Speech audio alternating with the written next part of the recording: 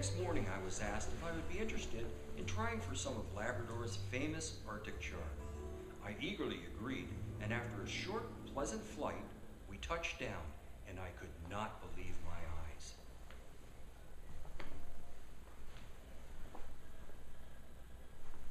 And there we go. That one I got. That's a good one. Yes, sir. Man, oh man, they don't leap like the Atlantic salmon, but my goodness, they're beautiful. They are strong like you wouldn't believe. Yeah, I'm going to use my net. I'll take it down into shallow water and I'll use my net.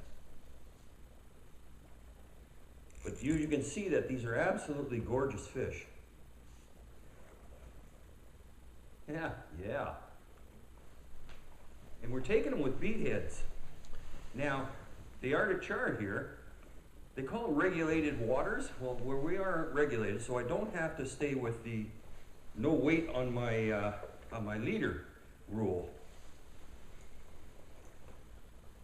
And there we go.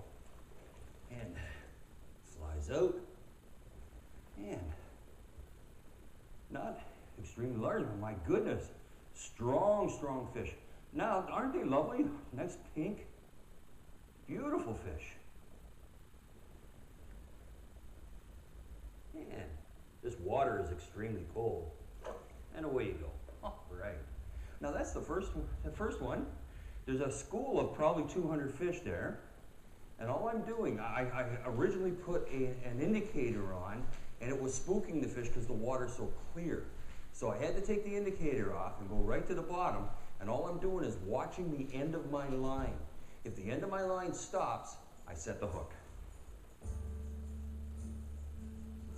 Well, our family has been in the outfitting business for 40 years in Labrador, and I'm privileged to be walking in the footsteps of my dad. We've been modifying every year. We do something a little different at the lodge. It's not fixing the premises or bringing in new fiberglass boats. To this year, we've really graduated as stewards to the environment to bring in the solar power. Anywhere from 500 gallons of diesel in a season, we will now consume 11 to 12 gallons of diesel. So each year you're doing something a little different. That adds to the life and success of the business. A lot of the guests this year have been commenting, the regular guests that come back and forth, that they don't hear that noisy generator now in the evening. They get to hear the peace and quiet of the river and nature at its best.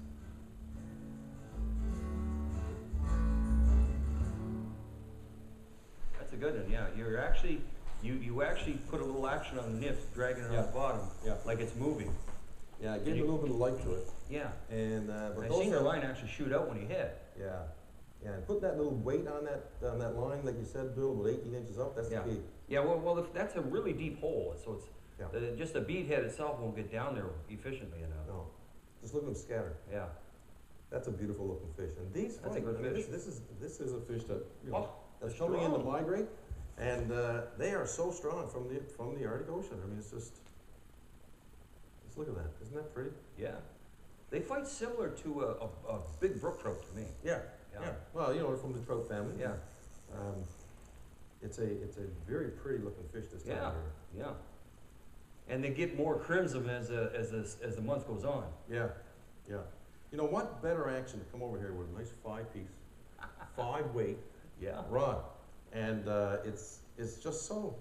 I mean, you know what? That's look at the rod bend over there. I mean, this guy means business. Isn't that something? Yeah, there's some huge fish. Yeah. This would be one of the smaller ones. You're right. And with the water so clear, you can see them all. Yeah. That's a beautiful fish. Eh? Yeah, it's a lovely fish. So you gotta be very careful when you handle the fish, not to touch the gills. Yes. But just look at that. Isn't that beautiful? Look at the colors on the bottom. Yeah. It's just starting to turn. Right. And they get really bright orange, just like a bag of oranges. Yes. It's just look at that. It's just wants to. There she goes. Yes. Excellent. Great job. Excellent. Great job. Excellent. Thank you for landing that fish. Yeah, no problem. Wonderful job. Well, I think it's your turn. Yeah, okay. We'll give it a shot. Absolutely.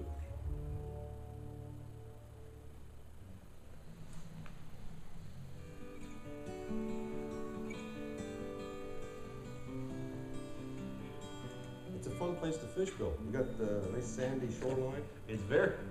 Now you must take your customers that are beginners and people that can't move as well as others. You bring them here.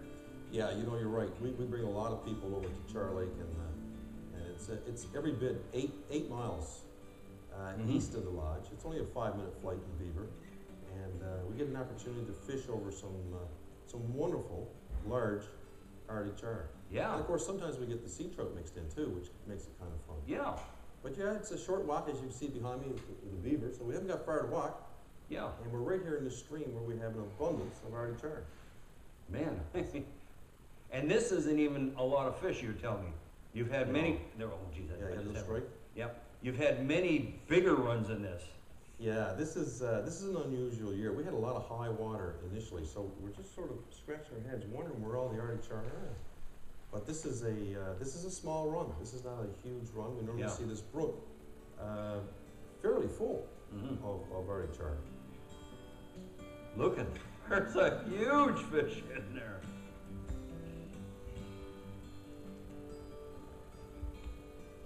Yeah, this is a good fish. This is good fish. Yes, bigger fish than what we've been getting. We've been getting like these 3 and 4 pounders. This one is definitely up around 6 or 7. We got a lot of fish around us. One of the other guests is out near the point there, and he's getting fish. So this is an incredible spot Jim has here.